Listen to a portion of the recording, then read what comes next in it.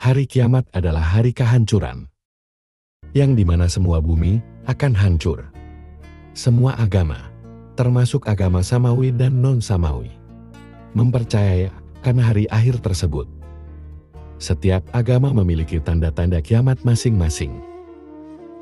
Setiap yang beriman pasti akan mempercayai akan akhir zaman. Terus, apakah konsep kiamat dari semua agama itu memiliki cara pandang yang sama atau berbeda-beda? Yuk kita cari tahu sama-sama tentang konsep kiamat menurut 5 agama-agama besar di dunia.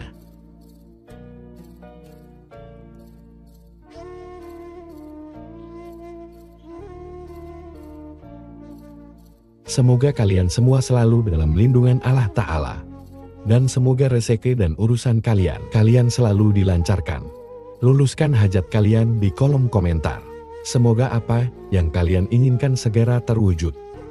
Pada video kali ini mungkin sedikit berbeda dari pembahasan sebelumnya. Kali ini saya tidak hanya ngebahas tentang Islam saja, tapi juga pandangan agama besar lainnya di dunia. Tentang akhir zaman, yakni kiamat. Mau tidak mau, kiamat pasti akan datang.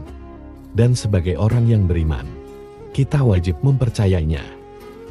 Tidak ada makhluk di bumi ini yang bisa memprediksi kapan peristiwa kiamat itu terjadi. Meski ada beberapa peramal yang mencoba meramalkan tentang kiamat, namun faktanya, tidak ada yang bisa membuktikan kapan kiamat itu terjadi. Salah satu ramalan yang paling terkenal dan menggemparkan dunia adalah kiamat tahun 2012. Masihkah kalian ingat dengan ramalan tersebut? Manusia berlomba-lomba membuat bunker anti kiamat, berusaha melindungi diri pada era itu. Namun hanya orang-orang berimanlah yang akan pasrah atas kehendak Tuhan jika kiamat terjadi. Amalan tersebut akhirnya terbantahkan. Hingga sekarang, kita masih diberi waktu untuk terus memperbaiki diri, untuk terus beribadah dan berbuat baik, saling mengasihi. Kiamat sendiri merupakan hari kehancuran yang sangat dahsyat. Kiamat atau sering disebut akhir zaman memiliki bentuk tanda-tanda kiamat, baik tanda-tanda kiamat kecil maupun besar. Dan di setiap agama besar di dunia, ini memiliki tanda-tanda kiamatnya masing-masing, yang dituliskan dari tiap kitab masing-masing agama. Dalam ajaran Islam sendiri, kiamat adalah rukun iman kelima, yang kedatangannya pasti akan terjadi. Berikut ini adalah konsep kiamat menurut pandangan 5 agama besar di dunia yang berhasil kami rangkum. Komen dan subscribe agar kami lebih semangat lagi untuk merangkum dan membawakan info yang unik dan menarik untuk kalian semua. Konsep kiamat menurut Islam. Dalam ajaran agama Islam, kiamat itu adalah hari di mana seluruh kehidupan di dunia ini akan berakhir, dan semua makhluk akan dibangkitkan dan diadili oleh Allah Subhanahu wa Ta'ala. Ini adalah keyakinan yang fundamental banget dalam Islam, dan ada banyak ayat di Al-Quran yang menjelaskan tentang peristiwa ini. Allah Ta'ala berfirman, "Dan sungguh hari kiamat itu pasti datang. Tidak ada keraguan padanya. Dan sungguh, Allah akan membangkitkan siapapun yang di dalam kubur." Quran Surat Al-Hajj ayat 7. Allah Subhanahu wa Ta'ala juga berfirman, "Hari kiamat, apakah hari kiamat itu? Dan tahukah kamu apakah hari kiamat itu? Pada hari itu, manusia seperti laron yang berterbangan, dan gunung-gunung seperti bulu yang hamburkan." Quran Surat Al-Qaryah ayat 1:5. Dan ingatlah pada hari ketika sangkakala ditiup, maka terkejutlah apa yang ada di langit dan apa yang ada di bumi, kecuali siapa yang dikehendaki Allah. Dan semua mereka datang menghadapnya dengan merendahkan diri. Quran Surat An-Nahl ayat 87. Perihal hari kiamat hanya Allah Subhanahu wa Ta'ala yang tahu. Tak ada seorang pun yang diberitahu. Di dalam Al-Quran Surat Al-A'raf ayat 187, Allah Subhanahu wa Ta'ala berfirman, "Mereka menanyakan kepadamu tentang kiamat. Bilakah terjadinya? Katakanlah sungguh pengetahuan tentang kiamat itu adalah pada sisi Tuhanku. Tidak seorang pun yang dapat menjelaskan waktu kedatangannya selain Dia." Quran Surat Al-A'raf ayat 187. Di dalam Islam, tanda-tanda kiamat dibagi menjadi dua, yakni kiamat suruh atau kiamat kecil, dan kiamat kubro atau kiamat besar. Di dalam Islam, tanda-tanda kiamat kecil adalah peristiwa atau kondisi yang terjadi sebelum datangnya kiamat besar, dan menandakan bahwa hari akhir sudah dekat. Beberapa tanda-tanda kiamat kecil menurut Islam meliputi semakin singkatnya waktu, di mana hari-hari terasa berlalu lebih cepat, hilangnya ilmu dan merebaknya kejahilan, marahnya zina dan minuman keras, pembunuhan yang banyak terjadi tanpa alasan yang jelas, saling berlomba-lomba menghias masjid dan meninggikan bangunan, penggembala yang menjadi kaya, menandakan perubahan sosial dan ekonomi, fitnah yang merajalela, di mana kebohongan dan penipuan menjadi hal yang umum, kaum laki-laki menjadi sedikit, dan banyaknya kaum wanita, hingga satu laki-laki menafkahi banyak wanita. Tanda-tanda ini dianggap sebagai peringatan bagi umat Islam untuk selalu bersiap dan meningkatkan amal kebaikan, karena tidak ada yang tahu kapan tepatnya kiamat akan terjadi. Tanda-tanda kiamat kecil juga banyak diriwayatkan dalam hadis Rasulullah, seperti banyaknya fenomena mengaku nabi.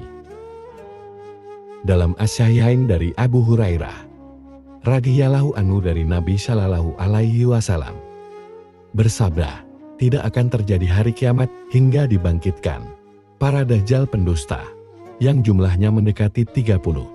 Semuanya mengaku bahwa mereka adalah utusan Allah, yaitu Rasulullah." Kemudian diangkatnya ilmu dan fenomena kebodohan.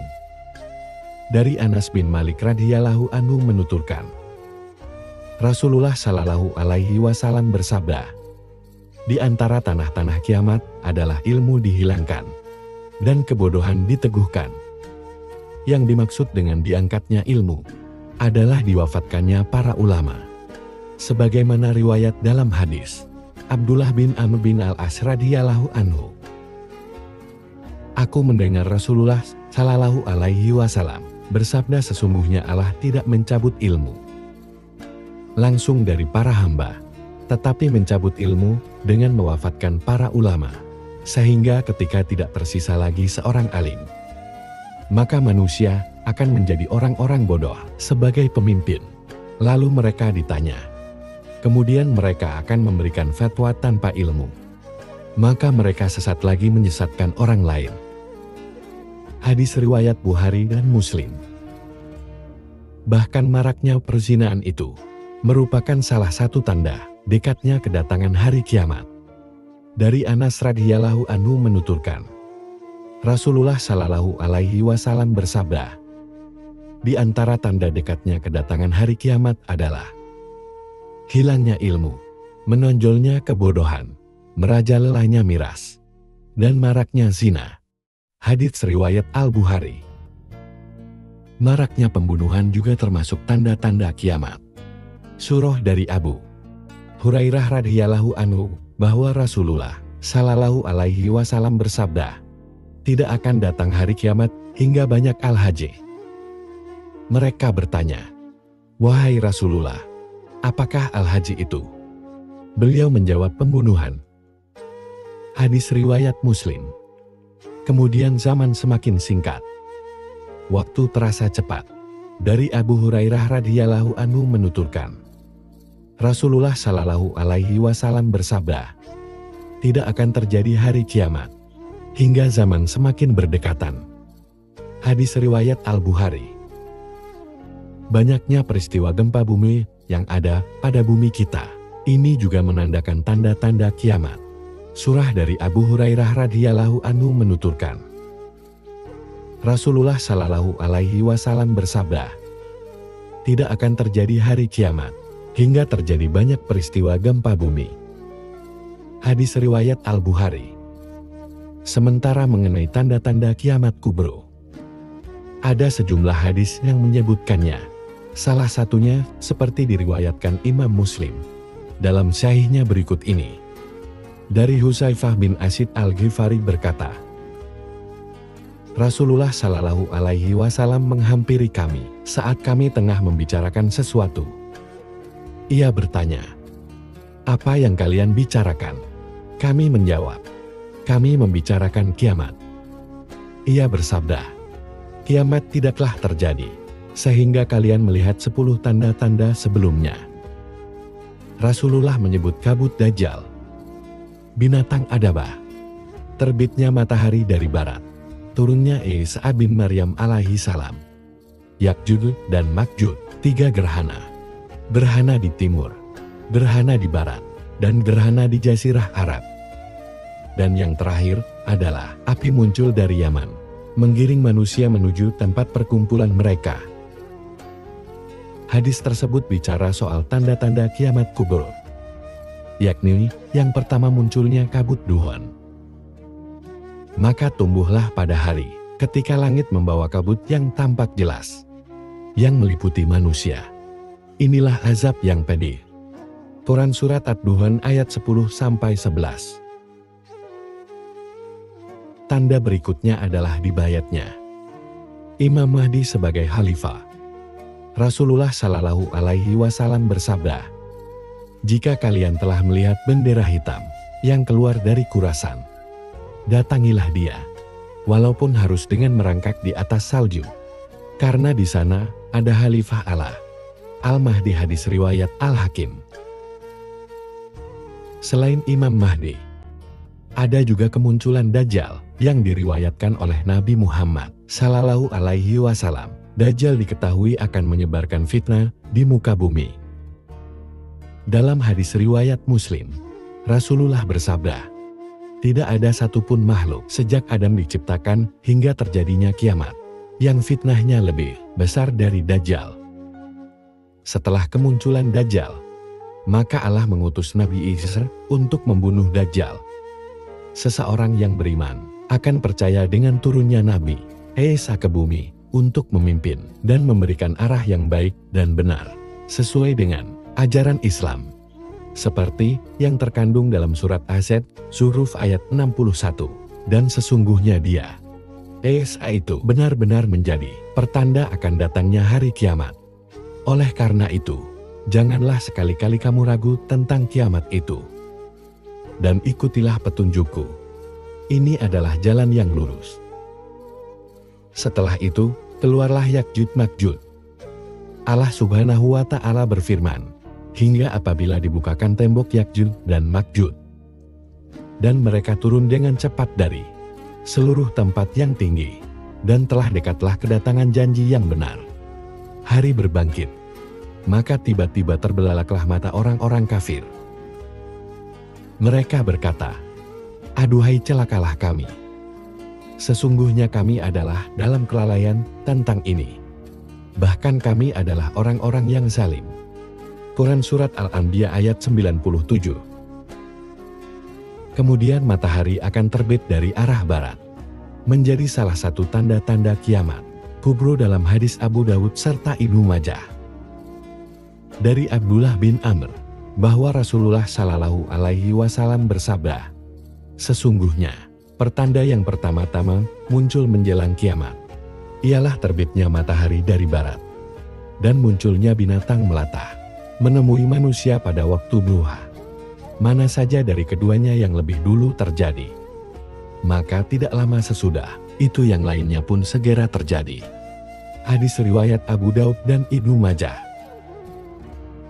Kemunculan binatang melata disebutkan dalam hadis yang sama dengan terbitnya matahari dari arah barat. Namun tidak diketahui mana yang duluan akan terjadi. Apakah kemunculan binatang melata atau matahari dari barat kemunculan? Dakwah ini benar-benar akan terjadi kiamat kubro. Allah Subhanahu wa Ta'ala berfirman, "Dan apabila perkataan telah jatuh atas mereka, kami keluarkan sejenis binatang melata dari bumi." Dakwah yang akan mengatakan kepada mereka bahwa sesungguhnya manusia dahulu tidak yakin kepada ayat-ayat kami. Quran Surat An-Nahl ayat 82. Kemunculan dakwah ini bertugas untuk menandai orang yang beriman dan orang yang kafir. Jadi terlihat jelas perbedaan di antara mereka. Setelah itu, akan ada angin selembut sutra yang mencabut nyawa orang mukmin pada saat menjelang hari kiamat. Angin tersebut digambarkan sangat lembut, bahkan melebihi kain sutra. Rasulullah Shallallahu Alaihi Wasallam bersabda, sesungguhnya Allah mengirimkan angin dari arah Yaman yang lebih lembut daripada sutra.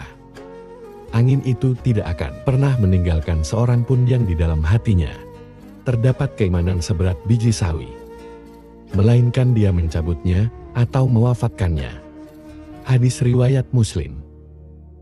Dari hadis tersebut, dapat kita ketahui bahwa angin lembut itu tak sekedar berhembus saja, tetapi juga akan mencabut nyawa-nyawa orang mukmin.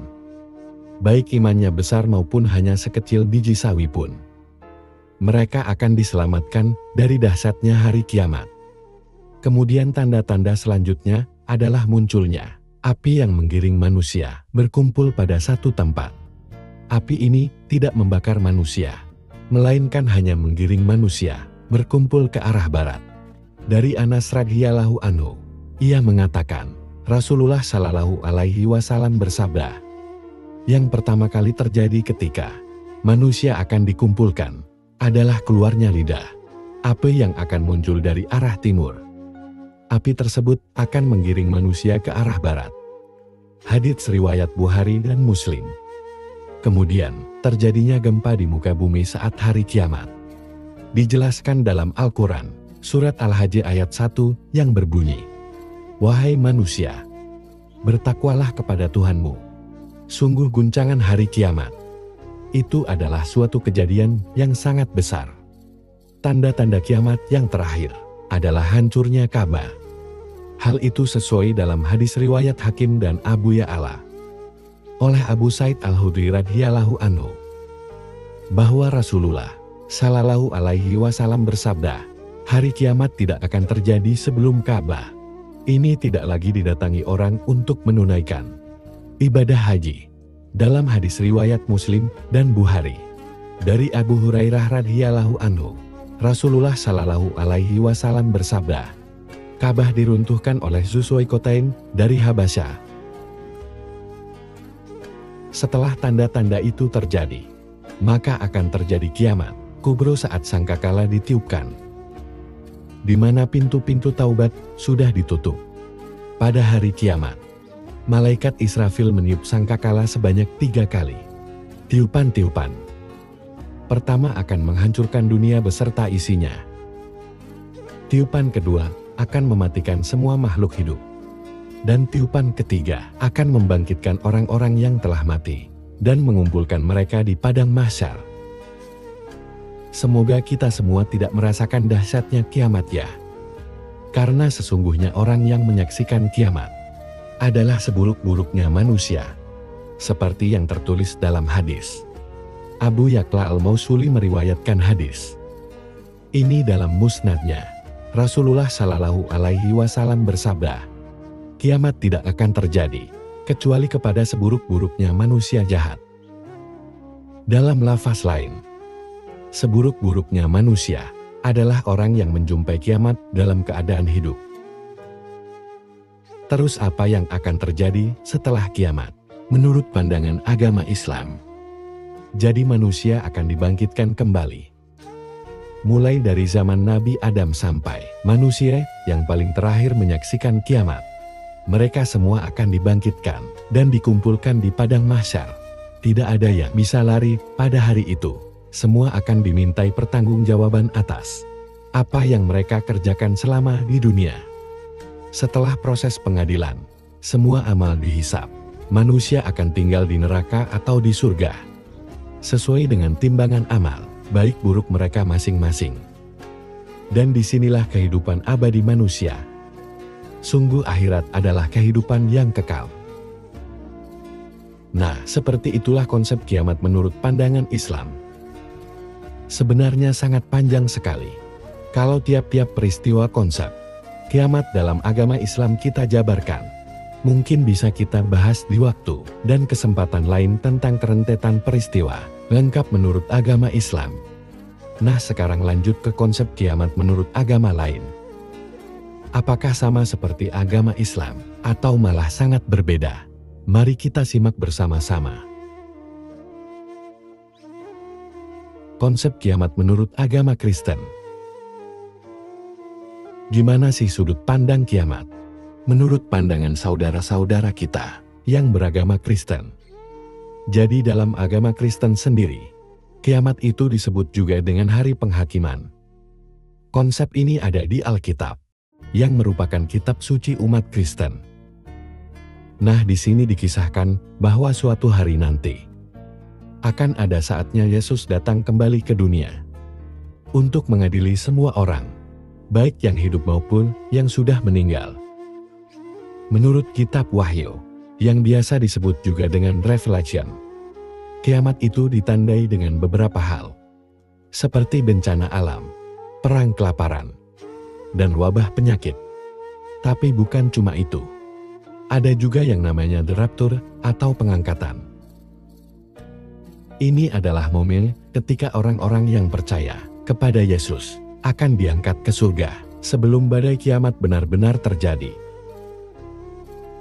Dalam Kristen sendiri, tanda-tanda kiamat itu digambarkan sebagai peristiwa kesengsaraan makhluk di bumi di mana peristiwa ini datang sebelum kedatangan Kristus yang kedua kalinya ke dunia yang akan menghadapi antikristus. Ayat Alkitab yang menjelaskan tentang tanda-tanda hari kiamat terdapat dalam Matius pasal 24 ayat 15:22 dan Lukas pasal 21 ayat 20. 10:33. Kitab suci ini mengatakan bahwa Yesus akan datang untuk yang kedua kalinya. Hanya saja tidak ada penjelasan jelas kapan peristiwa itu akan terjadi. Tanda-tanda hari kiamat menurut Kristen.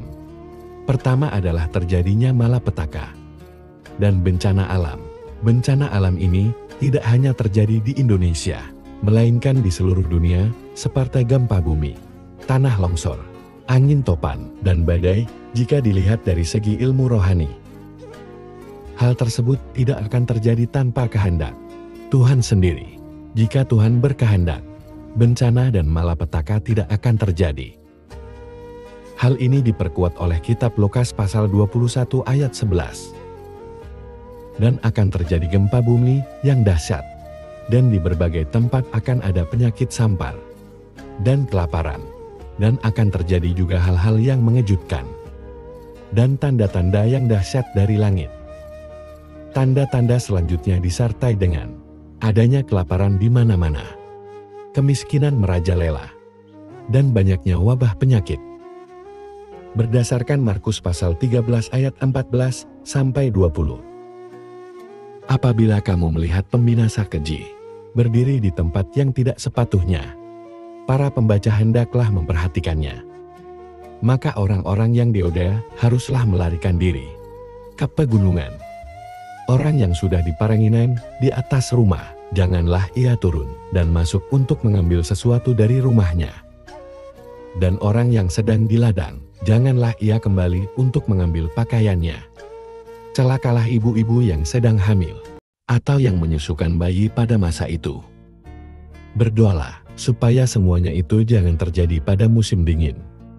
Sebab pada masa itu, akan terjadi siksaan, seperti yang belum pernah terjadi sejak awal dunia, yang diciptakan Allah, sampai sekarang, dan yang tidak akan terjadi lagi. Dan sekiranya Tuhan tidak mempersingkat waktunya, maka dari segala yang hidup tidak akan ada yang selamat. Akan tetapi karena orang-orang pilihan yang tepat, dipilihnya Tuhan mempersingkat waktunya. Kemudian tanda-tanda kiamat menurut Kristen, yakni kekerasan di luar kontrol, maraknya pergaulan dan seks bebas, terjadinya perang di mana-mana, kemerosotan moral, stres dan gerakan pembangunan rohani besar-besaran, penyebaran ajaran palsu atau mesias palsu secara global menyeluruh, hingga krisis lingkungan global dan kekeringan. Semua itu sudah tertulis di dalam Alkitab. Tanda-tanda hari kiamat menurut Kristen yang terakhir diterangkan dalam Lukas pasal 21 ayat 25 sampai 26. Dan akan ada tanda-tanda pada matahari dan bulan dan bintang-bintang, dan di bumi bangsa-bangsa akan takut dan bingung menghadapi deru dan gelora laut. Orang akan mati ketakutan karena kecemasan berhubung dengan segala apa yang menimpa bumi ini, sebab kuasa-kuasa langit akan goncang. Kondisi ini terlihat saat terjadi penyiksaan besar-besaran. Matahari, bulan, dan bintang akan gelap, sehingga dunia tidak lagi melihat siang dan merasakan panasnya matahari, melainkan hidup di dalam kegelapan di malam hari. Hingga pada akhirnya, semua bintang di langit akan berjatuhan, dan terjadi hujan meteor yang menghancurkan bumi. Itulah tanda-tanda kiamat menurut agama Kristen. Selebihnya, ada beberapa peristiwa lainnya yang terjadi saat kiamat. Mungkin ada beberapa saudara Kristen di sini yang bisa menjelaskan lebih detail lagi tentang konsep kiamat menurut agama Kristen. Coba dijelaskan di kolom komentar. Semoga kalian sehat selalu. Konsep kiamat menurut agama Yahudi. Seperti apa sih pandangan tentang konsep kiamat dalam agama Yahudi? Kalian pasti penasaran kan? Gimana sih pandangan mereka tentang hari akhir itu? Yuk kita selami bersama. Pertama-tama, kita harus tahu nih, bahwa dalam agama Yahudi, kiamat itu disebut dengan favorit Hayamim, yang artinya akhir zaman. Konsep ini sebenarnya cukup kompleks dan melibatkan banyak elemen, tapi kita akan coba bahas yang paling inti aja ya. Menurut tradisi Yahudi, ada beberapa tanda yang akan terjadi sebelum kiamat. Salah satunya adalah berkumpulnya kembali orang-orang Yahudi dari pembuangan ke Israel. Ini dianggap sebagai salah satu tanda penting yang menandakan bahwa kita sudah mendekati akhir zaman. Kita mulai dari sejarah dulu ya. Jadi Israel ini adalah negara yang penuh kontroversi dan sejarah panjang. Dari zaman dulu, orang-orang Yahudi tersebar di seluruh dunia, dari Eropa sampai Timur Tengah. Tapi ada keyakinan kuat dalam agama Yahudi bahwa suatu hari nanti mereka semua akan kembali berkumpul di Tanah Suci yang mereka anggap sebagai negara Israel. Nah, menurut beberapa sumber, kembali berkumpulnya kaum Israel ini dianggap sebagai salah satu tanda-tanda kiamat. Setelah ribuan tahun berpisah, tiba-tiba mereka berkumpul lagi di satu tempat. Mereka meyakini bahwa setelah berkumpul, kaum Israel menjadi satu di tempat suci, menandakan tanda-tanda hari kiamat. Selanjutnya, mereka berkeyakinan bahwa semua musuh Israel akan dikalahkan. Ini juga termasuk dalam tanda-tanda kiamat. Menurut agama Yahudi, mereka percaya bahwa akan ada masa di mana negara-negara yang memusuhi Israel akan jatuh satu persatu. Nah, yang menarik nih, dalam agama Yahudi juga ada keyakinan tentang pembangunan kembali kenisan atau bait suci di Yerusalem. Ini bukan hanya sekedar bangunan biasa, tapi simbol dari kehadiran Tuhan di tengah-tengah umatnya. Dan pembangunan kembali kenisa ini juga dianggap sebagai salah satu tanda kiamat. Tanda-tanda terakhir yakni ada pemulihan kembali, persembahan kurban, dan ibadah di kenisa. Ini menunjukkan kembali ke tradisi-tradisi kuno dan dianggap sebagai persiapan untuk menyambut akhir zaman. Setelah tanda-tanda itu terjadi, tibalah puncak akhir zaman. Dalam versi Yahudi sering disebut dengan Armageddon. Nah, kata Armageddon itu sendiri berasal dari bahasa Ibrani, yakni Har Megiddo, yang artinya Bukit Megiddo. Bukit ini adalah tempat yang dipercaya akan menjadi lokasi pertempuran akhir zaman yang begitu apik dan super dahsyat. peperangan besar-besaran yang menghancurkan seluruh dunia. Dalam agama Yahudi, Armageddon ini nggak cuma sekedar pertempuran fisik, tapi juga simbol dari penghancuran, kesombongan, dan kejahatan.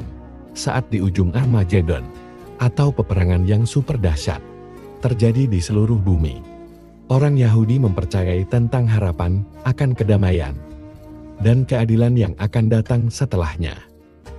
Yahudi percaya bahwa Mesias akan datang dan memimpin dunia ke era baru yang lebih baik dan adil menurut kitab suci Taurat dan cerita-cerita yang diwariskan turun-temurun. Mesias itu diibaratkan sebagai pemimpin yang adil, bijaksana dan penuh kasih sayang. Dia bakal memimpin umat manusia ke jalan yang benar dan membawa perdamaian yang hakiki. Nah jadi, setelah kehancuran bumi yang diakibatkan Armageddon atau peperangan super dahsyat ini, bumi akan kembali subur dan adil dipimpin oleh Mesias. Nah itulah konsep kiamat menurut agama Yahudi. Tapi ingat ya, semua ini adalah keyakinan dan interpretasi yang berkembang dalam tradisi Yahudi. Tiap orang punya pandangan masing-masing tentang kiamat, seperti pandangan agama Islam dan agama Kristen. Konsep kiamat menurut agama Hindu. Setelah membahas konsep kiamat menurut agama Samawi, kita juga akan membahas konsep kiamat menurut agama non-Samawi, yakni agama Hindu. Konsep kiamat dalam agama Hindu sering disebut dengan Mahapralayan. Pasti dari kalian semua penasaran kan? Apa sih Mahapralaya itu? Jadi gini, dalam agama Hindu sendiri, Mahapralaya atau kiamat itu bukan cuma sekedar hancurnya dunia, tapi lebih ke proses alam semesta. Ketika alam semesta yang udah berjalan ribuan tahun balik lagi ke asalnya, semacam seluruh dunia ini diriset dan kembali lagi ke asal mula, alias bersatu lagi dengan Ida Sang Hyang Widiwasa atau yang dikenal dengan Tuhan. Kiamat dalam agama Hindu sangat berbeda dengan agama Samawi. Di dalam agama Hindu sendiri, proses kiamat ini unik banget. Karena Tuhan di sini nggak muncul dalam bentuk bencana alam kayak tsunami, gempa atau angin badai, tapi lebih ke nilangin alam semesta dalam bentuk yang gak kasat mata. Proses spiritual, di mana segala yang menyatu kembali ke sumbernya. Proses ini disebut dengan niskala. Nah pas kiamat terjadi, Batara Brahma atau Sang Pencipta bakal mengakhiri semua kerja atau karmanya. Ini semacam penutupan buku besar kehidupan sebelum memulai lembaran baru. Kita yang ada di dunia ini sekarang lagi berada di masa Brahmadiwa, atau bisa dibilang siang hari Brahma. Sedangkan kiamat itu terjadi di Brahmanata, atau semacam malam hari Brahma. Tapi tenang aja, dalam agama Hindu, proses ini gak terjadi dalam sekejap. Ada siklus yang namanya Yuga, dan ada 4 zaman di dalamnya, yakni Kerta Yuga, Kreta Yuga, Dwapara Yuga, dan Kali Yuga. Jadi sebelum Mahaprabaya tiba, kita harus melewati 14 kali setiap zaman tersebut. Bayangin aja, itu panjang banget prosesnya. Terus dari kalian pasti bertanya-tanya, kemana nih para manusia pas terjadi kiamat? Nah di dalam agama Hindu, punya pandangan yang beda dari agama lain.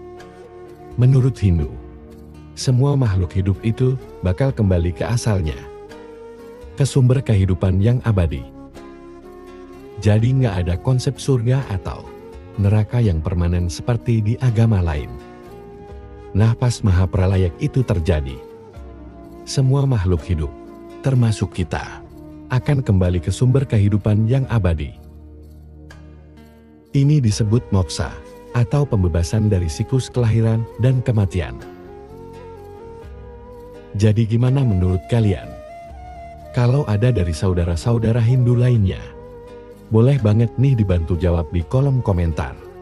Semoga kalian sehat selalu. Konsep kiamat menurut agama Buddha. Semua agama pasti mempercayai dengan adanya hari kiamat, termasuk agama Buddha. Dalam ajaran dasar Buddha tentang yakni dunia, ini adalah ketidakkekalan atau anicca, yang menyatakan bahwa segala sesuatu yang terbentuk dari perpaduan unsur-unsur ini tidak akan kekal, termasuk bumi yang juga akan mengalami perubahan dan pada akhirnya kehancuran. Namun kehancuran bumi ini bukan akhir dari segalanya. Kehancuran bumi atau semesta ini hanyalah siklus, salah satu mata rantai dari siklus keberadaan bumi itu sendiri. Konsep kiamat dalam agama Buddha tidak hanya terbatas pada kehancuran fisik, tetapi juga mencakup pemahaman bahwa alam semesta ini tidak memiliki awan atau akhir yang pasti. Alam semesta terus-menerus mengalami proses terbentuk, musnah, dan terbentuk lagi dalam siklus yang sangat panjang. Dalam waktu lampau yang sangat panjang sekali, sebelum adanya bumi kita ini, sudah ada bumi-bumi lain yang terbentuk, berlangsung, dan kemudian hancur. Jadi siklus tersebut, atau dalam kata lain, sebelum atau sesudah keberadaan bumi yang kita tempati, ini telah ada dan akan ada bumi-bumi lain, dengan kondisi yang berbeda-beda. Dalam Agana Sutta Digha Nikaya, Sang Buddha juga pernah menyampaikan bagaimana bumi ini terbentuk, yang didahului oleh musnahnya bumi lain yang ada sebelum bumi ini. Tiap-tiap dari kita tidak tahu pasti kapan bumi ini akan hancur. Yang jelas rentan kehancuran. Bumi ini sangat lama.